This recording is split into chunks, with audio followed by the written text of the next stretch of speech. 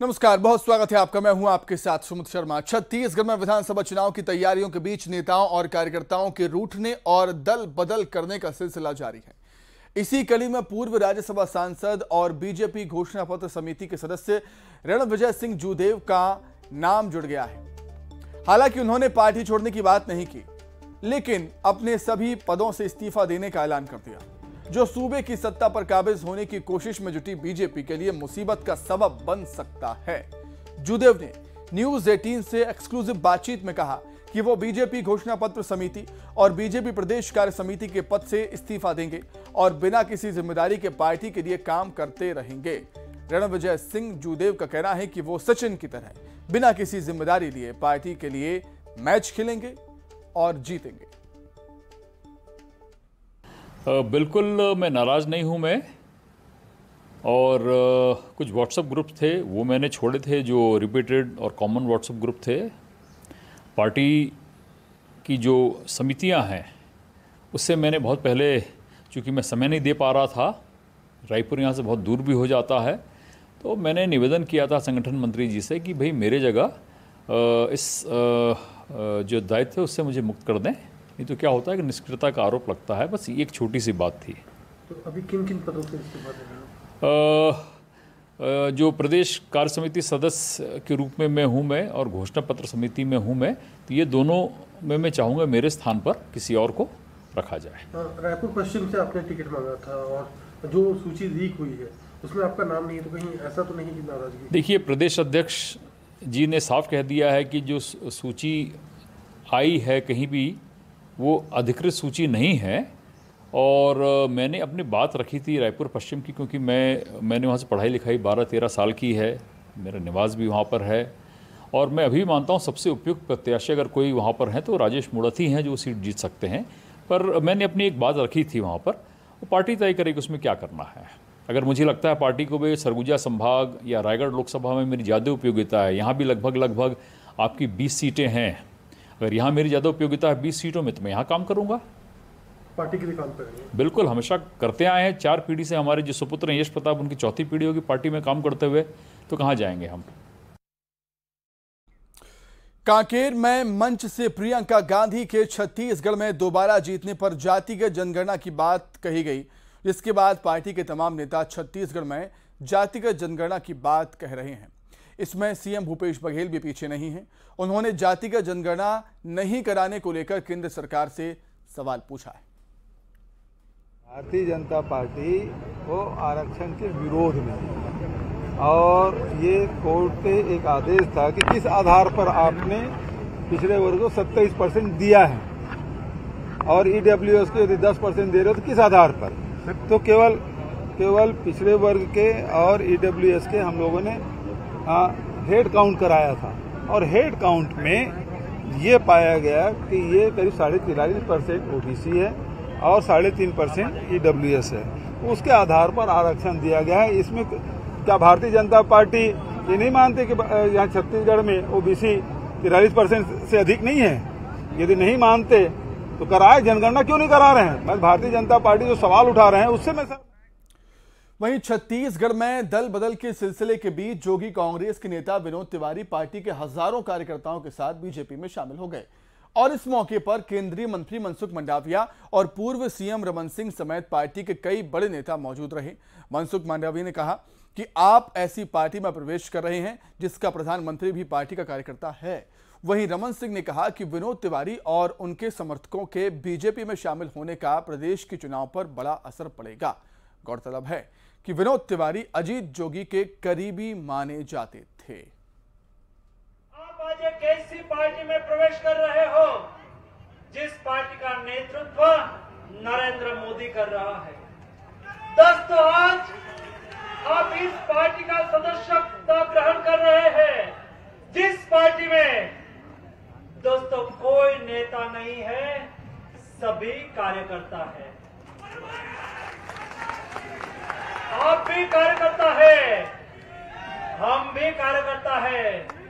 अरे दोस्तों, देश के प्रधानमंत्री नरेंद्र मोदी कहते हैं मैं देश का प्रधानमंत्री बाद में हूं, मैं देश का प्रधान सेवक हूं।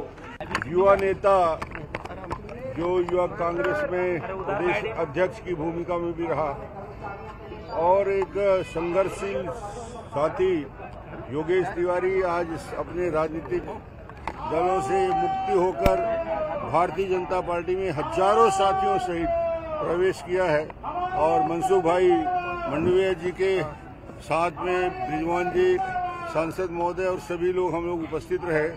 अद्भुत वातावरण था और निश्चित रूप से ऐसे युवकों के ऐसे हजारों लोगों के बीजेपी में आने से छत्तीसगढ़ में बड़ा असर होगा और ये पूरे छत्तीसगढ़ के लिए उपयोगी। उधर जैसे ही जूदेव ने पार्टी के सभी पदों से इस्तीफा देने की बात कही, सीएम भूपेश बघेल ने तुरंत ही इस मुद्दे को लपक लिया। उन्होंने कहा कि छत्तीसगढ़ बीजेपी गुटबाजी चरम पर है। बीजेपी में सिर्फ टब्बल जारी है, पार्टी में गुटबाजी चरम पर है। टिकट को लेकर मारामारी चल रही है। बीजेपी की सूची फाइनल होती उससे पहले ही सूची का लीक होना बड़ी गुटबाजी की ओर इशारा करता है। भारतीय जनता पार्टी की सूची जो निकली है उसमें काफी सरपुटवल हो रहा है और ये उसके आंतरिक गुटबाजी का परिणाम है, वरना भारतीय जनता पार्टी की सूची लीक हो जाए ये संभव नहीं था। लेकिन यदि सूची लीक हो गई तो उसके तहत ये है कि आपका तो टिकट था लेकिन लोग विरोध कर रहे हैं, इस तरह से बदला जा रहा है। मतलब एक तरफ नाम घोषित भी कर दो, दूसरे तरफ काट भी दो। ये षड्यंत्र भारतीय जनता पार्टी जो आंतरिक जो कला है वो सामने आया है। जगदलपुर से खबर है, जहां बीजेपी के 600 कार्यकर्ता रायपुर पहुंचे, टिकट को लेकर हंगामा किया, किरण देव के नाम का विरोध किया है। जगदलपुर से किरण देव संभावित उम्मीदवार हैं। प्रदेश नेतृत्व से फिर से विचार करने की मांग की है टिकट को लेकर। तो जगदलपुर में बीजेपी के जो संभावित उम्मीदवार हैं उसका विरोध होता हुआ।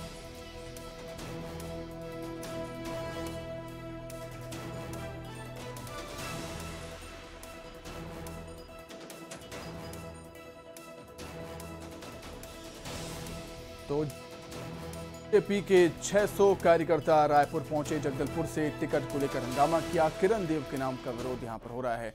और इसी पर अधिक जानकारी के लिए हम सीधे रुख करेंगे, हमारी सहयोगी ममता हमारे साथ जुड़ गई हैं।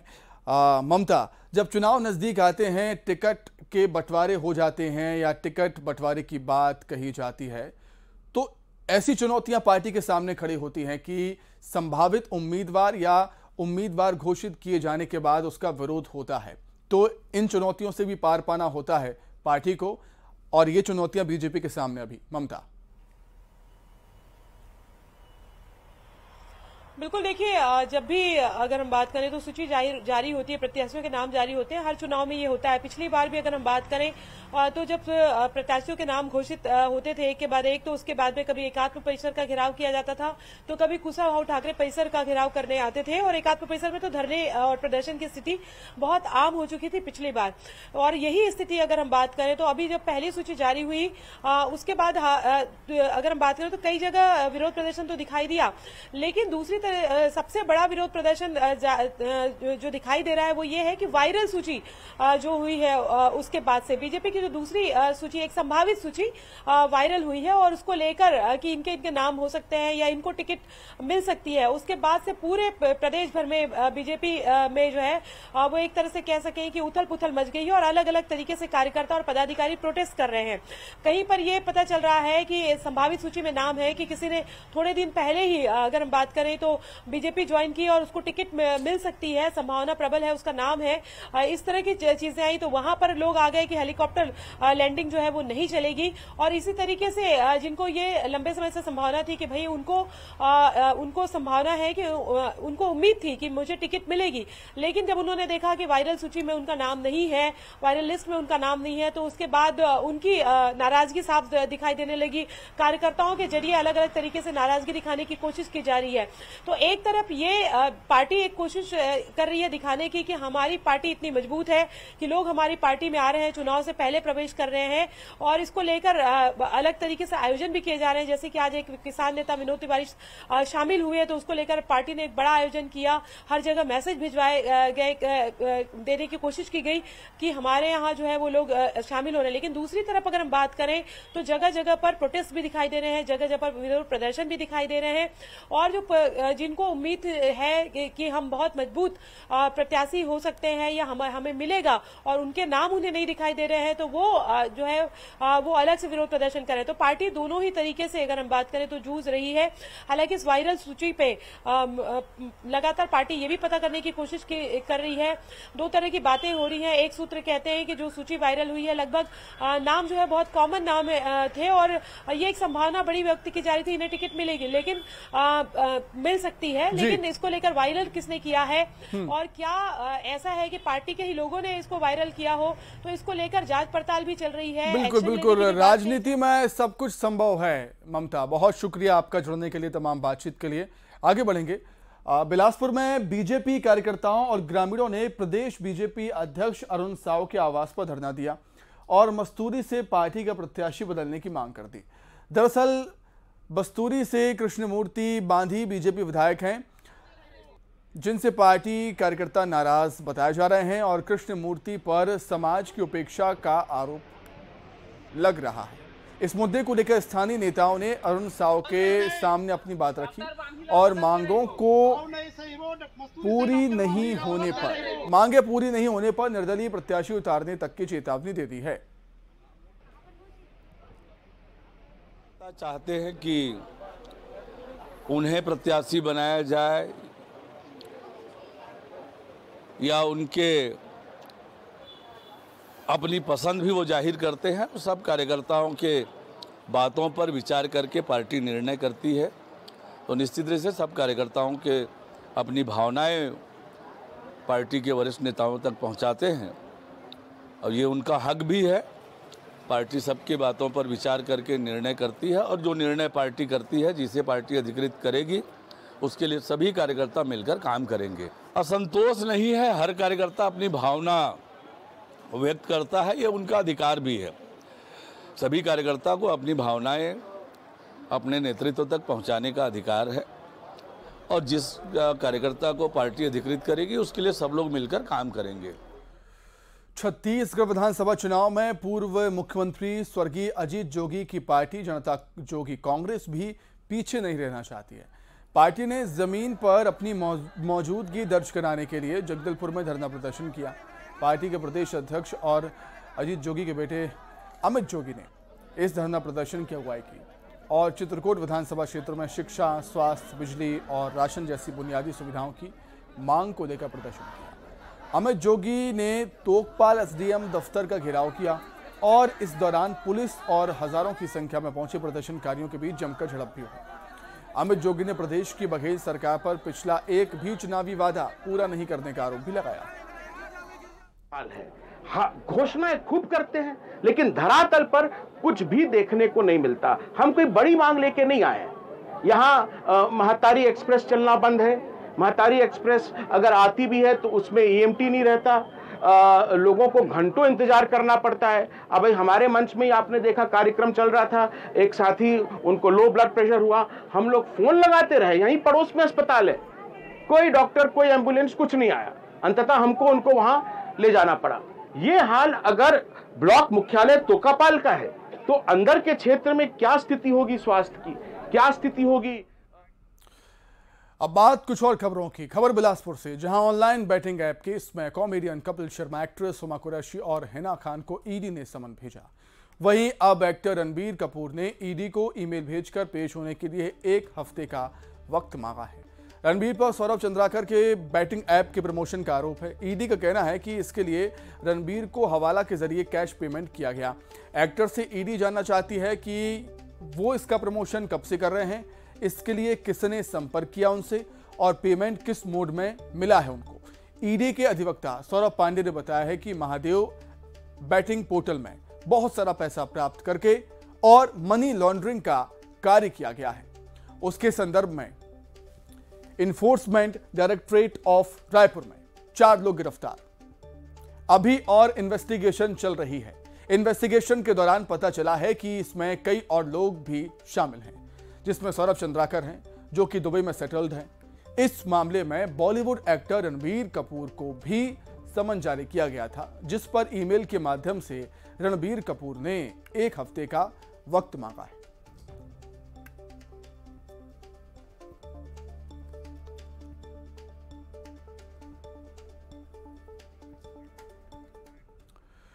उधर महादेव बैटिंग ऐप पर मुख्यमंत्री भूपेश बघेल ने बयान दिया। कहा कि केंद्र सरकार को बड़ी गंभीरता के साथ इस मामले की जांच करनी चाहिए, साथ ही तत्काल प्रभाव से महादेव बैटिंग ऐप को बंद करना चाहिए। इससे जुड़े लोगों की भी निष्पक्ष जांच हो, तभी दूध का दूध और पानी का पानी हो पाएगा।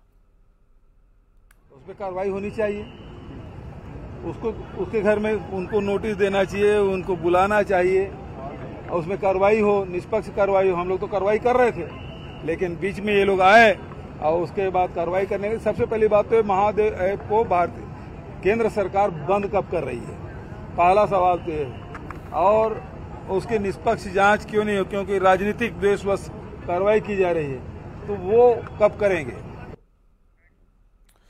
महादेव बैटिंग ऐप को लेकर सीएम भूपेश बघेल के दिए गए बयान पर पूर्व सीएम डॉक्टर रमन सिंह ने निशाना साधा। उन्होंने कहा कि इन सब चीजों पर कार्रवाई राज्य सरकार का काम है। इससे जब हवाला का मामला सामने आता है तब केंद्रीय एजेंसी कार्रवाई करती है, लेकिन बघेल सरकार ने 4 महीने तक कोई कार्रवाई नहीं की और अब केंद्र सरकार से कार्रवाई की मांग कर रहे हैं। इस मौके पर रमन सिंह ने प्रदेश में कानून व्यवस्था और भ्रष्टाचार को लेकर भी राज्य सरकार को घेरा। वहीं पीएससी घोटाले को लेकर भी लाखों करोड़ों के लेन देन का आरोप लगाया।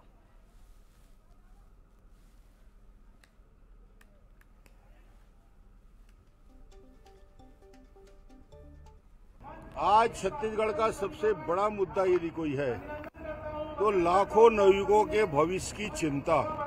आज छत्तीसगढ़ का एक एक युवा चिंतित है।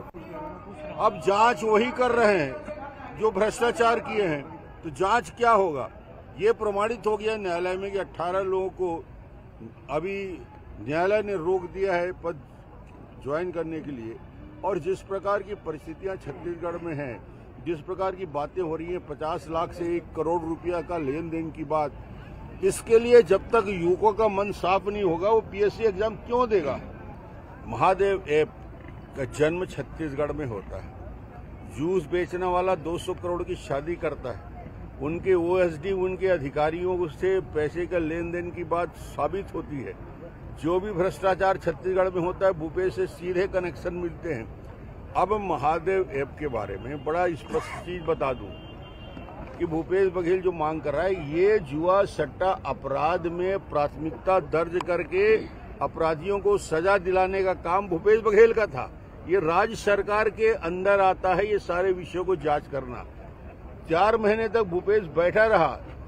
अब जहां तक सवाल है ईडी जांच करे बोलता है, ईडी तब आता है सामने जब प्रिवेंशन ऑफ। प्रधानमंत्री नरेंद्र मोदी ने एशियन गेम्स में कबड्डी पुरुष टीम के गोल्ड मेडल जीतने पर बधाई दी है। पीएम मोदी ने ट्वीट में कहा, उल्लास का एक क्षण, हमारी कबड्डी पुरुष टीम अजेय है। एशियाई खेलों में स्वर्ण पदक जीतने पर बधाई। उनके दृढ़ संकल्प और टीम वर्क ने भारत को गौरवान्वित किया।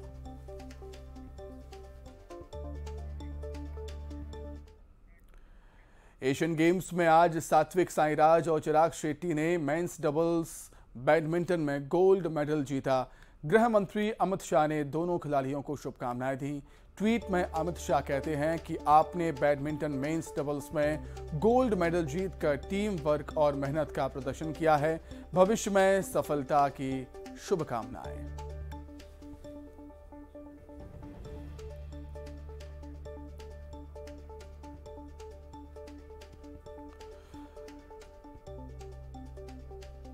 तो सात्विक